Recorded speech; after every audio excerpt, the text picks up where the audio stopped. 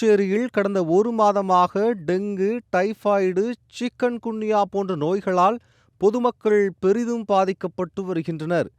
இந்த நிலையில் புதுச்சேரி அடுத்த வில்லியனூரில் உள்ள அரசு ஆரம்ப சுகாதார நிலையத்தில் இன்று காலை மக்கள் அதிகமாக சிகிச்சை பெற வந்ததாக கூறப்படுகிறது.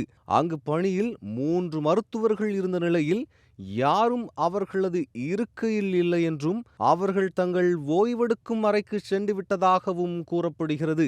மதியம் வரை யாரும் பணிக்கு திரும்பாத நிலையில் மருத்துவமனைக்கு வந்த நோயாளிகள் கடும் சிரமத்திற்கு உள்ளாகி உள்ளனர். பின்பு நீண்ட நேரமாக காத்திருந்த நோயாளிகளுக்கு மருந்து கொடுக்கும் ஊழியர் ஒருவேளை மாத்திரை கொடுத்து அனுப்பிவிட்டதாகவும் கூறப்படுகிறது.